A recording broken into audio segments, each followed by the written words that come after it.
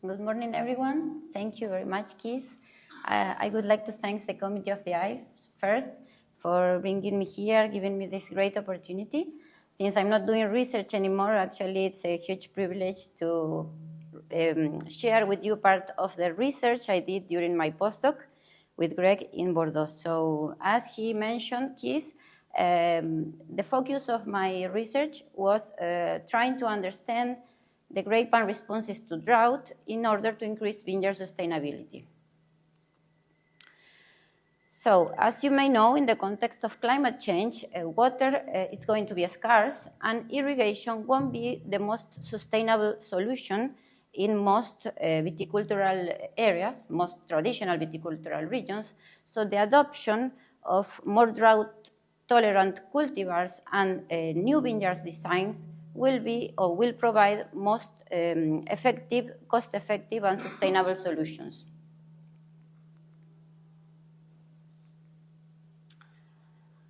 Growers have long noticed that there are cultivars that are more drought-tolerant than others, and today, well, maybe in the past they may have selected for such cultivars. Today we know that there is a large and underused diversity of different cultivars, and research is revealing that there are genotypes that can perform better in drier and hotter environments. So the big question during my research, during the postdoc, was which traits or which characteristics make one variety more drought tolerant than other. So my presentation is divided in 3 parts. In the first part, I will give you a framework, a general framework for wine water use, and I will explain some of the drought-tolerant traits I studied. In a second time, I will talk about the vine time. I will explain this later and how different cultivars tolerate negative water potentials. And finally, I will try to explain how we use modeling to build drought-tolerant cultivars. So for the first part,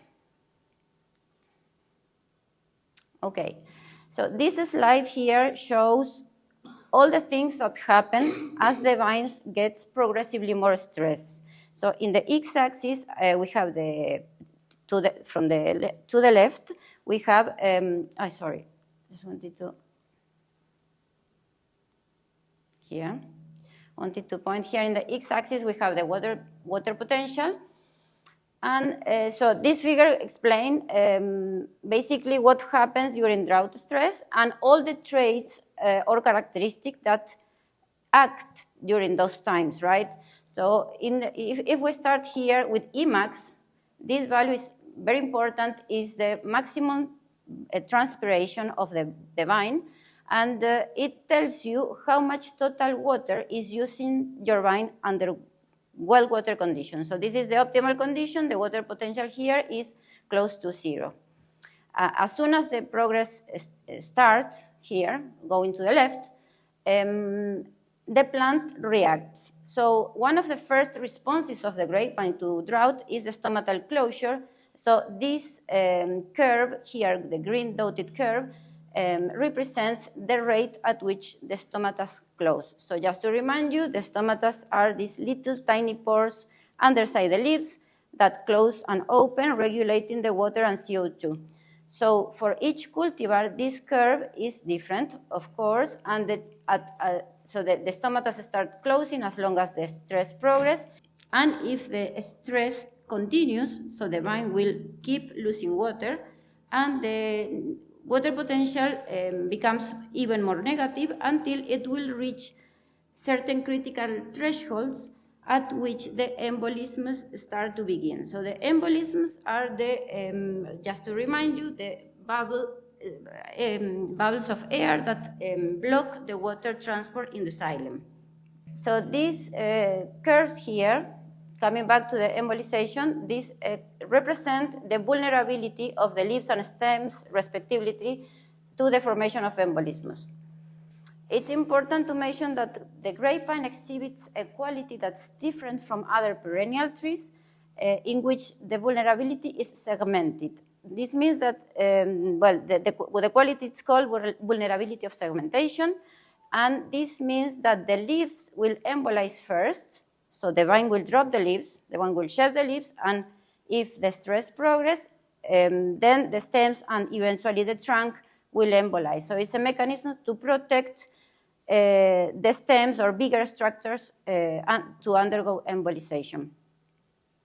So there are other traits, other drought traits, such as the turgor loss point that I'm not going to go into in this presentation. I'm going to just mention that today we have the methodology and the technology to construct these curves, to measure all the thresholds and values, to quantify these traits. And there are other traits that we can calculate using this. For example, this one here in the middle is the hydraulic safety margin. This value is important to characterize drought tolerance, and it's important because it's the difference between two values here. So it's the difference between the water potential at stomatal closure and the water potential at which 50% of the leaves are embolized. So what's important to know is the bigger or the larger the safety margin, the more drought tolerant will be my cultivar. Okay, so although all these traits and thresholds are different for different cultivars, what we want to know now, or what's important, is how much time all these traits allowed my vine go without being watered until reaching critical thresholds here. And so this is what I'm going to try to respond using this framework. So for the second part, I'm going to use this framework, this information, to compare two cultivars. So here I'm going to give two examples of two cultivars that they have very different and extreme behaviors, so different thresholds. And these cultivars are Grenache and Semillon. For each of them, I have represented the stomatal closure curves, the vulnerability curves, and I also have calculated the hydraulic safety margin. So when we first see this figure, we immediately will say that Semillon is more drought tolerant than Grenache.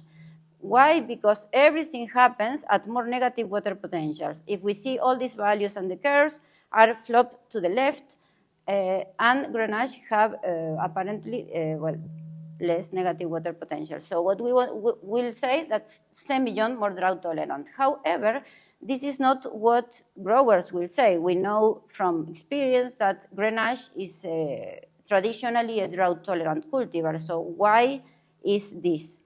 So we wanted to respond to this question. So we took this information and we used modeling. We use modeling now to look across the time. So we use the information that of our values for both cultivars, and we saw across the time using a model here. This is the model that we use, and try to respond to this question: how much time do these traits allow the vine to go with before undergoing embolisms? So if we see now here these two curves, we can immediately say that Grenache is actually more drought tolerant than Semillon because it lasts longer in terms of days. And why is this? Well, because actually we needed to see other traits, other important traits, such as the one here, which is the maximal water use or maximum transpiration, in which we observe that Semillon, which is the red curve, has actually a higher water consumption than Grenache. So it's like Semillon has much higher water use. It doesn't close the stomata, so it depletes the soil in the water faster than Grenache, having a more aggressive behavior. Instead, Grenache has a lower transpiration, so it uses less water, closing the stomata, and this allowed Grenache to last longer. So its behavior is more conservative. When we did this, when we model and we observe this across the time, then we realize how important was integrating different traits before saying if a cultivar was more drought tolerant than another. So we cannot really look at one trait, but here is the importance of seeing or integrating different traits. So now I'm going to pass to the third part because we wanted to keep looking other varieties. So one of the ideas was to expand diversity, and we went to look at a bunch of different cultivars, here all these ones, and a bunch of different species, so these are other vitis, not Vitis vinifera. And for all these genotypes, we expanded the traits. So we quantify with different techniques all these traits that you can see here, and more than, I'm not gonna talk because we measure more than 20 traits for all these cultivars and species. So some of the most important traits we measure were GC max. Here, GC max represents the maximal canopy conductance, which is similar to the maximal water consumption of the vine. It's similar to its transpiration. We also detect, well, we did the curves for each cultivar, for each genotype, and we detect this point of water potential at which the stomatas close. We call it GC90 because GC is the canopy. So it's the C states for canopy, so GC90 is the value of water potential at which the stomatas close. Then we build the vulnerability curves of the leaves, and we also detect the P50 point, which is the value of water potential at which the 50% of the leaves are embolized. And for all of them, we also calculate the safety margins, the distance here. So looking at all these traits, we wanted to see what was the same. We use modeling to respond the same question. How long all these traits allowed these vines to go without water until embolisms, until they arrive to this critical threshold of embolization. So now we compare. So here we have the time to 100% of leaf embolization. So at this point, the plant will shed all the leaves. So it's extreme drought. And we compare, using all this information of all these traits, we compare the cultivars. So what we revealed here is that Grenache and Vidadillo is the second variety here, these two, were the best performers. So as compared to the rest, they were the ones that behaved the best under drought. So that was with our own cultivars that we measure, so we have all the information. But now, imagine that we take all these traits, all the traits that we quantify for all these cultivars, and we mix them at random, creating new cultivars, new genotypes. So we create artificial crossings, more than 10,000 crossings, in order to create modeled cultivars. So, because this is an option that could exist in the cultivars that are not commercial today. So we wanted to see further if the combination of traits give us a key of drought tolerance. So now in this figure so here I have the time to embolization, of leaf embolization, and I'm going to flop this axis, and I will put it here in the X. So I have all my cultivars here. These two, the Grenache, remember, Grenache and Vidadillo, the best performance. And now I wanted to represent all these combinations, the model combinations. This is a distribution figure, and see how do they compare to my cultivars, to my genotypes. So one of the most interesting things that we observe here is that, well, this is all here are all the 10,000 combinations, and the best part here, or the most interesting part of what we observe, is this tail of the curve, because after Grenache and Vidadillo, we have all these cultivars here that they perform even better than Grenache and Vidadillo. Let's say that these are the very good drought-tolerant performers. So we took them, this top 0.3% of model genotypes that perform really, really well, and we call them elites. So the elites were the cultivars that we modeled using all this information that apparently behave the best as drought-tolerant cultivars. So the question now was, which are the traits that make the elites to be elites? So we wanted to know why they were elites, which were the characteristics of the traits that make the best performance. So now we went to see each trait, here I'm gonna list only 6, and this is too complicated, so I'm gonna just stick with my Grenache and Vidadillo in 6 different traits. So for example, this is the maximal water use, this is the stomatal closure, here we have the P50, here we have the safety margins. So I did the same, we did the same, we just, we took the last performers, so the elites, and we modeled them across the range of each individual trait to see how was their behavior. So what we observe here are 2 things. Most of the traits that we analyze were not limiting, meaning that they cover the full range of each of these traits, except 2 of them, which are the first one, because we don't see any genotype falling here, and the stomatal closure, which also we don't see any genotype there. So meaning that these 2 traits, the maximal water use and the stomatal closure, are very conservative.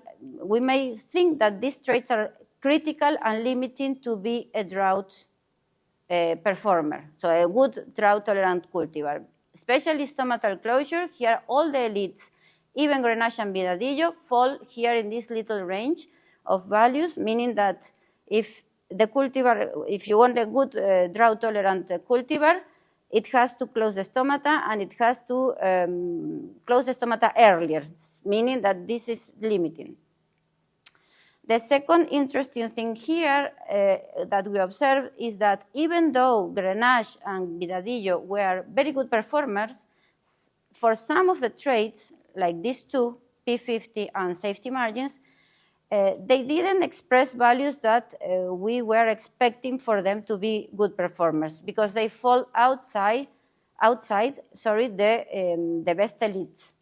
So, for example, the safety margin, to be a drought tolerant, we are expecting a large safety margin, and in the case of Grenache and Vidadillo, they had a small safety margin. So, but we then say, okay, but Grenache and Vidadillo actually perform, and we observe that they perform very well under drought.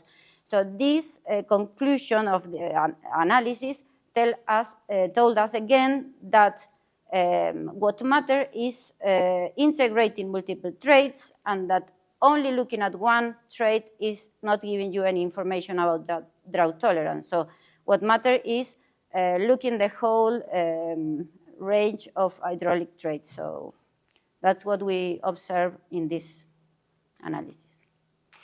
I'm going to finish my presentation with this slide, and that's important to mention that I studied drought tolerance in different varieties, but we know that changing varieties is going to be difficult. Maybe this will come on the future, but it's not so evident if you want to keep our wine expression or wine terroir. So it will bring some challenge to change cultivar. But this slide shows how the growers can apply some management in order to increase drought tolerance at the vineyard scale, at the parcel scale, let's say. So what we have learned is that a drought-tolerant cultivar needs to have a lower transpiration, and it has to have access to water in the soil. So here is a drought-tolerant cultivar, and this is less drought-tolerant. So some of the strategies that growers can apply in the vineyard, for example, to reduce transpiration, is reducing the canopy size by changing the trellis system, reducing exposed leaf area by changing the orientation of the lines or by shading. We can also choose cultivars that we know that they have lower transpiration. And in order to increase the access to soil water, so this part here, we can also do certain practices such as, for example, decreasing the vineyard density. The preparation of the soil before planting, this is very important because the development of the root system is really necessary for the vine to look for the water. So deep soil preparation is one of the things that we can do before planting. And of course, we can also choose more drought-tolerant rootstock without changing the cultivar. So you don't change the wine typicity. So some conclusions from my work are that drought tolerance is about integrating multiple traits. Most of the traits do not appear to be limiting, with the exception of maximum water use and stomatal closure. So a more conservative behavior is more drought tolerant. And some existing varieties, such as Grenache and Vidadillo, seem to have quite tolerant and rare traits.